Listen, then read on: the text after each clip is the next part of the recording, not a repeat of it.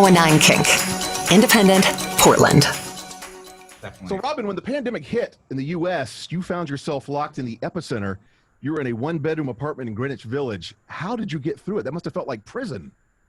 Yeah, I mean, that was what an we all got kind of. It was such a moment where the state, the state you're in that moment, March 13th or whatever it was. That's how you're going to be stuck for however long. And then for me, it worked out that I was lucky to have a roof over my head, but just this small one-bedroom apartment that I'm in right now in Manhattan. And Gosh, 3 months, it was a lot of just sneaking onto the roof and like trying to get some fresh air and going for walks with a mask on. And then eventually, June, I started driving. I couldn't really handle it anymore and just went on these long drives upstate and just kind of, I wish I'd had a yard or something, but that's where I was at, Yeah, my partner and I said to each other more than once, is like, at least we have a backyard, at least we have dogs we can go throw the ball with. I just feel for folks stuck in small enclosures. And you are across from a hospital, is that right? Yep, right across the street from a hospital. So what was that like?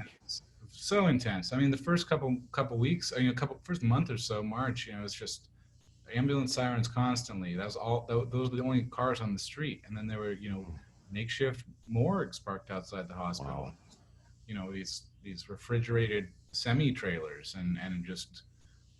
I don't think I've fully processed it all yet. I don't know if anyone really has here. I mean, one upside for me is that, I just rent this small spot here, but most of the people in this area left. And so it was actually, it was the quietest. It stayed very quiet and kind of not like livable, but, it was better than like living under the Brooklyn Queens Expressway or something, or I don't know. But that quietness must have added to the eeriness, I would think. For sure. Yeah. God, it was. Yeah. I'm going to be processing that for like a while. I think for sure. Robin, you mentioned once that you found the world more sane during the nighttime hours, and I guess for a while, not unlike a vampire, you were pretty much staying up all night and sleeping during the day. Yeah, there was like a 2-week period where bedtime was like 10 a.m. unfortunately. And that was, April, sometime late April. It was just kind of, I don't know, that was the coping mechanism. But those days are past me now for sure. Good. Robin, you mentioned getting in your vehicle, your Toyota 4Runner. That's when you had a breakthrough with some lyric writing. Is that accurate? Yeah, I hadn't really written any lyrics. That was a big, kind of bottleneck with the record. I think even before the pandemic was just, I had all this music and not a lot of words that were attached to the songs. I had some lyrics, but not others. And then something about, 3 months of forced reflection and then these really long kind of, free drives that I was taking. I don't know, it just opened my mind up to some other source and words just started kind of appearing out of nowhere. And I would pull over on the side of the road and jot lyrics down. And it came very easily once I kind of, once it was going, it was very dramatic, I read somewhere you put 6,000 miles on your car, like 3 weeks. Is that possible? Yeah, I drove to, I had 2 oil changes and drove to the West Coast. Now, speaking of your songwriting technique, is that how it always happens? The music is first and then the lyrics? Almost always, but I feel like, working on an album, the last 2 Fleetfoxes albums, I had these kind of solo tours with Joanna Newsom, kind of mid-recording process. And so for that, I would always have to get a bunch of lyrics ready for her because, I'll do anything she says. She's the best musician of all time. And I'm lucky to have any proximity to her. So this time there wasn't a Newsom tour kind of forcing a bunch of words together. And so for that reason, it's so often music and lyrics. It's like, sometimes I feel like the lyrical thing comes later because you're trying to understand what you want the music to evoke, and there can be a real close relationship between the two. I feel like even in terms of, okay, the part, if a musical section kind of gets empty, like what's the lyrical, point of view for that? Or if it gets cathartic, what's the lyric that goes with that? Or, how do how do you translate this musical information into, kind of human terms in plain English, So Interesting. and I always start with the melody first. Like, melodies are always ironclad to me. Like, if I get to a melody that I want to keep, like, no good, it could be, the best lyric ever, and if it didn't fit that melody, I'd give primacy to the melody always. I've always wondered, for songwriters, how do you make sure what you're writing is not something you've heard somewhere else? I think the same thing for stand-up comedians. They spend so much time in comedy clubs. How do they not recall a joke that someone else said a year ago and think it's their own? That would be so challenging, I would think. That is a huge source of anxiety. And yeah, I think there have definitely been times in the past where I have noticed, I think mostly when I was younger, where I've been like, oh man, that came from that song. Like, oh my God, I can't believe that I didn't catch that, Yeah. And sometimes you do catch it, and you change it. I've changed things because, not on this album, but I've changed things because it was, I ended up figuring out where it came from, and I had time to fix it, but that's a huge source of anxiety. I think that there's a way to kind of, one way that I've kind of, I guess I'll listen to a lot of music that I know that my album won't sound like. Oh, okay. You know what I mean? Like, I'll put on a lot of jazz or classical or international music, stuff that I would have to work pretty hard to kind of copy. Gotcha. And then, so I'll intentionally kind of listen to stuff that I know is different, but that if something from there filters in, obviously if it's an exact melody, that's not cool. That's a non-starter. But if it's just like a vibe, then that's, and it's being translated into this other genre of like folk rock, I guess, then that's actually a way to kind of control that inevitability in a way that feels healthy. But I'm super conscious of it, and I do have to kind of plan my creativity, or whatever the word is, around that reality. Yeah. That's conscious copying reality for sure. So the new album, it's called Shore. It came out September 22nd, the autumn equinox, with basically no advance promotion. Why did you decide to release it when you did? Well, I think that was another huge set of question marks when the pandemic hit. Was like, when can this album even come out? People were delaying albums. Albums were coming out and not really connecting, I felt like, because, it was just too much noise and too much else that was important to focus on. I worked really hard on this and spent a lot of money on it, and I didn't want that to happen to this. But I also didn't want to sit on it for a year, because who knows what next year is going to be like. We're still in the middle of all of this, and who knows what tomorrow is going to be like. Exactly. Yeah. It's a daily, what fresh hell are we waking up to?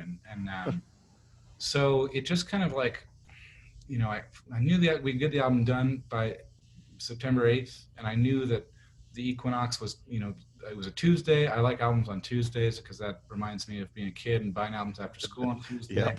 And talking about it with my friends, throughout the school week. That was what we had, I pity kids who don't have that kind of. I know. Because, that meant you only had one school day where you didn't have music to talk about or listen to, and it was Monday. So you had one that day in the week, and then everything else was school. So now, there's a nature documentary shot by a friend of yours that coincides with the album, right? Tell me about that. Yeah, she shot a bunch of, actually she went to Salvi Island, and some of it shot on Salvi. We grew up together in Seattle, and then the rest of the film is shot in Washington. And she went up there in August and was just kind of had her super 16 millimeter camera with her, and she just went above and beyond, filmed all these incredible scenes in Washington, places that I missed a lot, being out in New York now, and places, these kind of long, well composed meditative shots to kind of augment the music but not distract from the music, and it's really just like an hour of free kind of immersion nature therapy. We need that for anyone who's in my position of just in this featureless room. So you could use some artwork for sure. I know, I gotta figure it out.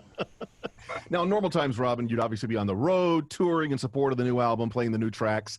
It must be strange to release a new album not having any live audience feedback. It's kind of like bowling in the dark. You don't know if the pins are going down. That was the biggest, like, oh my God. I mean, not the biggest, but that was the it was completely designed from the ground up to be fun to play live, like really cool drum parts, fairly like cathartic songs, but like kind of warm healing music a little bit. And so for that to be kind of like totally, off the table, at first I was like, I should just abandon this music. This is like, but I think ultimately, I think touring a new album, you're always kind of confronted with an audience that's more familiar with the old stuff, and then that's changing how you're feeling about their reaction to the new music.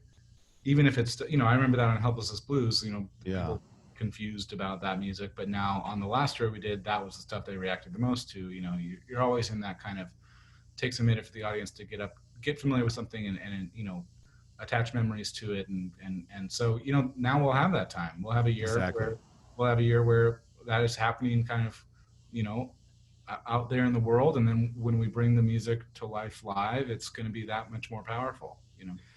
Some artists are being optimistic. I talked to Kevin Parker recently from Tame Impala, and they've announced their tour dates for next summer. Have you thought that far ahead at all? Someone like Kevin is in a different position because he had an album come out pre-pandemic and they had a bunch of stuff to reschedule. So we've had to be talking about that. We don't have anything to reschedule. Gotcha. So we've been having to have that conversation about, do we want to get something on the calendar that could possibly not happen, that isn't a rescheduled date, or do we want to go on sale with something that we know will happen and that we know will be like a special show, and that we're just kind of having to decide between those two realities. And it's feeling to me like the latter is going to be the way we go. I would think that makes the most sense too. Now, Kevin, I love that you got involved in some activism in the streets. You were handing out water bottles to folks demonstrating. Yeah, I was using my car to run supplies and food and water and ice around, kind of earlier in the summer before recording really ramped up. And it's been amazing. That has been an ongoing thing in New York. Marches and protests pass by my door on an almost daily basis, especially since Ruth Bader Ginsburg passed. And I know it's the same in Portland, that you guys are, every night.